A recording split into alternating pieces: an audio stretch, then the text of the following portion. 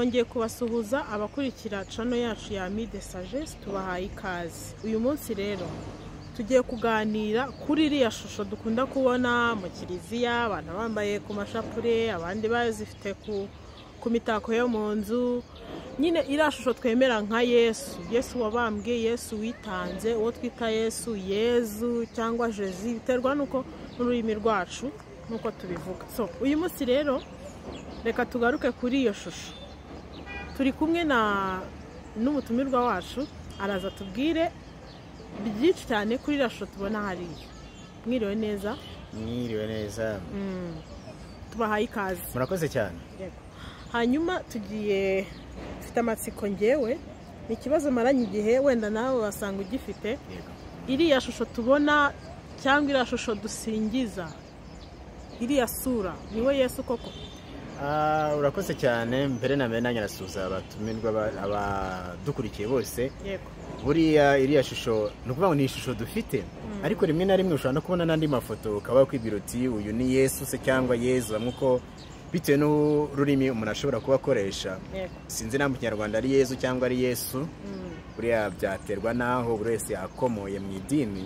Ariko iyo urebye ahanini mu by'ukuri iriya sura ntabwo ari iya Yesu cyangwa ya Yezu, kuko ahantu bikomoka ntabwo mu gihe cye nta mashusho yabagaho. Gufata amashusho ntabwo byashobokaga.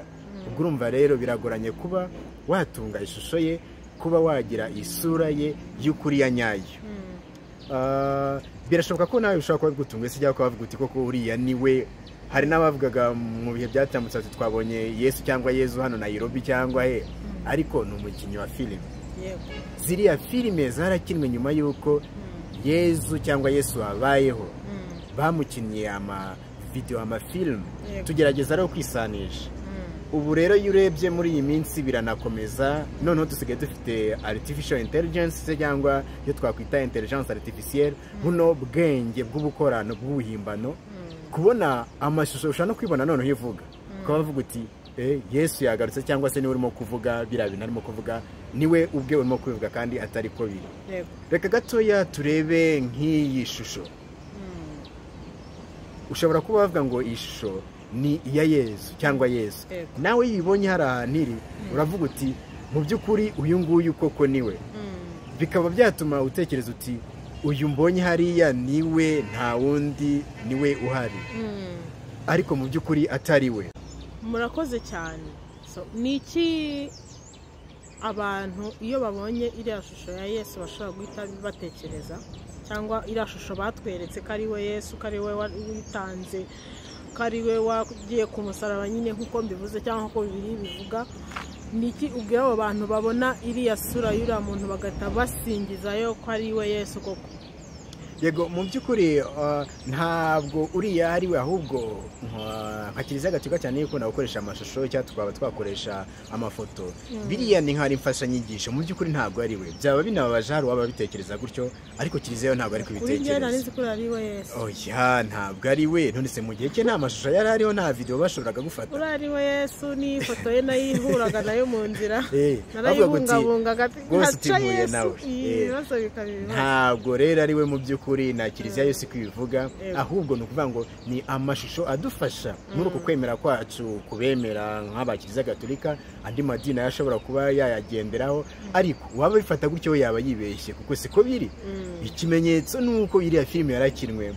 Dushobora gufata nk'urugero nk'iyi filime ya Yezu w'i Nazareti cyangwa Yesu w'i Nazareti, Jésus de Nazareth. Reka turebeho nk'amashusho amwe makeya yayo, ndetse na nyir'ubwite uko ashobora kuba yarabivuze mu gihe ari kuri scene yamaze gukina, kuko aracyana ariho uwo twita Robert Powell cyangwa Robert Powell, umuntu wayikinnye waracyana ariho. Ariko usanga isura ye bashobora kuba bakwibeshya bakavuga ngo niwe urimo akina, kandi mu by'ukuri ntabwo ari Yesu cyangwa Yesu urimo gukina, ni umukinnyi wa filime yarakinnye n'andi menshi. Ndaza no kugerageza kubabwira amwe mu mateka ye, ndetse unabone yuko we ni umuntu ukiriho yakinnye filime nyinshi, yakina amavideo menshi, ari mu makomedi menshi. Ukaba watekereza rero uti uyu niwe mu by'ukuri niwe Yesu cyangwa si Yesu, nta nubwo ari Yesu. Which is undoubtedly you. I think it's quite a remarkable thing that you are now actually the perceived image of Jesus Christ at that time. In many and those will live on within these the icons within these churches. It must be quite an interesting feeling to know that's going to happen. Is that what you're saying? To be Jesus, yeah. A few years ago, I was in Venezuela making a film. And it happened to be over Easter, and I was working with an Italian crew. So on a Sunday, I had a lie-in, and they all went off to the local church in Puerto Ordaz. It's on the confluence of the Orinoco and the Caroni. And they all came back giggling at lunchtime, and they said, "You have no idea. It's a good job you didn't come with us to church, because behind the altar, the icon is you." Walking into the church. It is. They had found a magazine photograph, blown it up, and that was it. You know.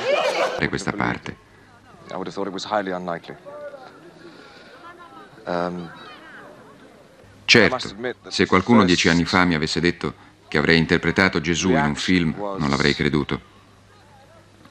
Devo ammettere che la mia prima reazione è stata di trepidazione, di dubbio.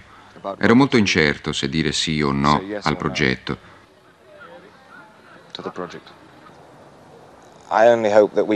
Penso che non sia recitabile la parte di Gesù. Io ho cercato di farne una figura non fredda e lontana, ma il più possibile umana. Spero di essere riuscito a trovare la strada più giusta. Utekereza iki ku muntu wemera iriya shusho nk'aho ari we Yesu bavuze cyangwa bavuga cyangwa senga mu by'ukuri? Yaba ari mu buyobe bunakabije cyane, kuko buriya ishusho nta handi itujyana. Ishusho yo iki kujyana no kukwereka ngo uyu nguyu, nk'uko no mu buzima busanzwe, mu nzozi cyangwa se mu mutima wawe ushobora kugira ishusho y'ikintu, ukavuga uti kino kintu ukagitekereza, cyangwa ishusho y'umuntu ushobora kuba ari uwapfuye atakiriho, ushobora no kwitwa kugira imagination, ukatekereza uti ashobora kuba ameze gutya. Ariko rero byabaye ikintu gikomeye cyane kuri Yesu cyangwa na Yesu, kuko ishusho ye yabakinnye filime hanini iyo tuyibonye cyane kwibona hano tuyo ni Yesu rwose uko biri kose. Yego hari utuntu bahinduraho, ama modification ashobora kubaho, ariko mu by'ukuri twavuga tuti Yesu afite imisaya imeze gutya, afite ubwanwa ameze gutya, ashobora kuba afite amatuza ameze gutya, bikaba ndetse byagutera no kuba watekereza uti koko nuri. Ariko mu gihe cye nta filime zabagaho, nta pare zafotoraga nk'izi ngizi turimo dukoresha, nta ma telefoni yabagaho. Ubwo se wambwira gute ko umuntu yabonye isura ya Yesu? Byaba ari ikibazo gikomeye. Ariko noneho icyo twavugaho nanone, hari iyo Yesu cyangwa Yesu mu gihe yari ari mu nzira y'umusaraba, hari umumama umwe wamuhanaguye, umugore umwe wamuhanaguye imisatsi. Oya, wamuhanaguje imisatsi ye na handi ni mu igihe yamwozaga yandaye, yamwozaga amuhanaguraga n'imisatsi yayo. Ariko hano mu gihe yari ari mu nzira y'umusaraba, hari undi wamuhanaguye ibyuya, kuko bari bamukize bamutambirije ibizingo by'amahwa. Hanyuma amaraso urumva yari yatangiye kumanuka. Uwo mukecuru rero amuhanaguye amusigira isura ye mu gitambaro, kuko akamuhanaguye hitizaho. Ariko rero ntabwo ari dukoresha mu by'ukuri, n'ubyo ngiyo ishobora kuba nayo ihari. Ariko izamamaye cyane ubu, inganda zishobora kuba zikora amafoto, zidusora amafoto menshi cyane, ushobora kubona amasura menshi ya Yesu. Kandi filime za Yesu cyangwa Yesu zakinwe nazo ni nyinshi, kuko usanga hari nk'iya Passion de Jésus Christ y'ububabare bwe nyirizina, iyo yari nakanganye cyane, nayo tuzagira umwanya tuyiganiro tunarebe uriya mukinnyi wayikinnyeho nawe, kuko nawe ni umukinnyi wakinnye. We yanabibabariyemo akina iriya filime nawe ku ruhande rwe, kuko byari bikomeye kuba bakora montage yayo. Ariko mu by'ukuri nk'uko babivugaga, umuntu wizera ariya mashusho akumva yahaye nkaho ariyo nyirizina yagira ikimumarira, yaba yaguye mu cyo twita kuba yasenga ikigirwamana, kuko ni ishusho. Ndetse nta muntu nyir'ubwite nawe ubwabivuga, avuga ati njyewe mbabajwe n'abantu bashobora kuba bafata isura yanjye nkaho ndi Yesu. Ati njyewe nari umukinnyi ukina nkifite imyaka nka 30, ndetse mu gihe nakinaga nakinamye n'uwakinnye Olivia wakinnye ari Maria muri icyo gihe, nawe tugira amasura ye. Ntabwo ari Yesu wenyine cyangwa Yesu na Maria amasura. Ibyo bintu kubyumvisha abantu bigoyera. ukuntu wakumvisha abantu kuri atari Bikira Mariya wa nyawe. None se wa nyawe yes nk'ubu dushobora kuba hari abagiye agira amabonekerwa ariko ababonekeye bashaka kukubwira bati uwatubonekeye yarameze gutya na gutya.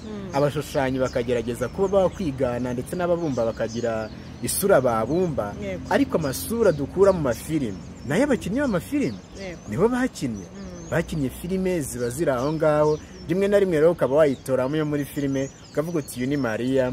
Olivia yakinnye mu ya Yesu w'i Nazareti cyangwa Yesu w'i Nazareti niyo yakinnyemo hamwe na Robert Powell.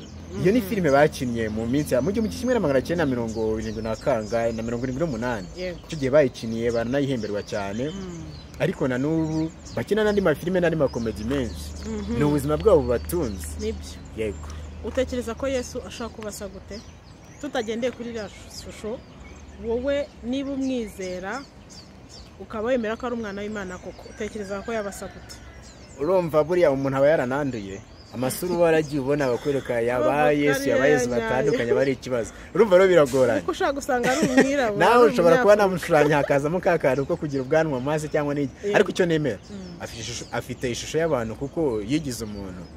Niba yarigize umuntu afite isura n'ishusho y'abantu ariko sinamenya niba yarabyibushye cyangwa yarananiwe ariko ubwo yavukiye mu Bayahudi yaba afite isura nk'iy'Abayahudi kurusha uko yagiriye abirabura ariko hari n'aho tubwira bati ntabwo yari umuyahudi n'imisatsi yari afite ishobora kuba ari nk'iy'abirabura.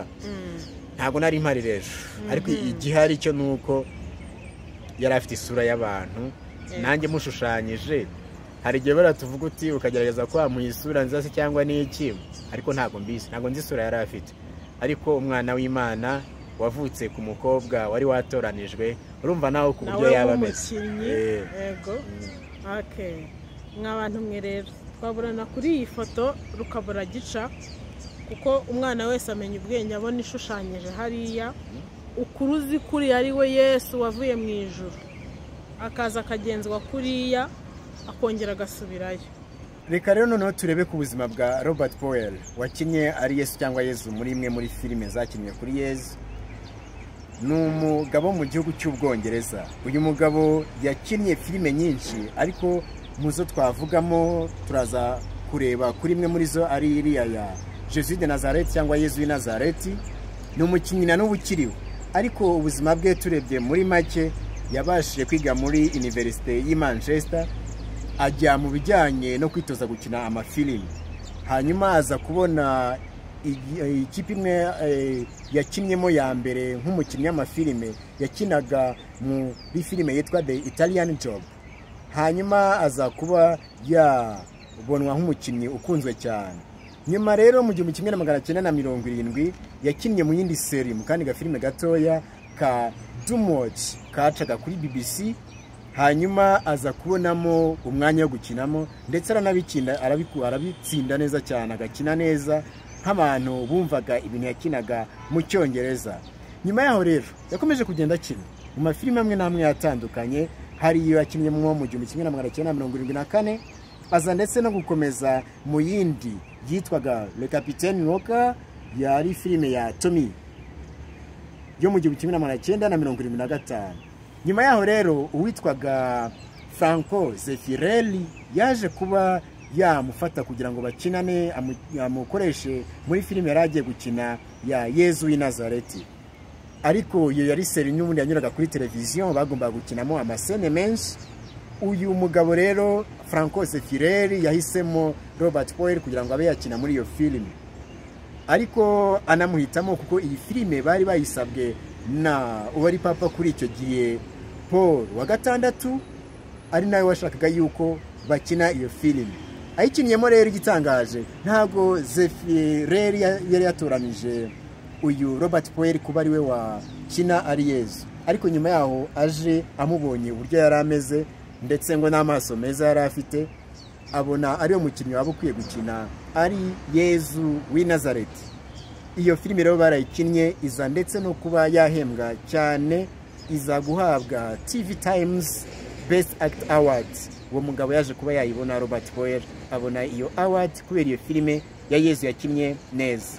Iyo urebye nawe ubona yarakinnye ukabagira ngo ni Yesu cyangwa Yesu urimo gukina ubuzima bwe kandi atari mu by'ukuri. mu 1978 Powell niho yabashije kuba yakina mu zindi filime ndetse n'amaseri menshi ku buryo ari ibintu yakinnye ndetse akaba yabikundirwa mu buzima bwe. Yakinnye amafilime menshi, reka turebe amwe muri ayo ngayo.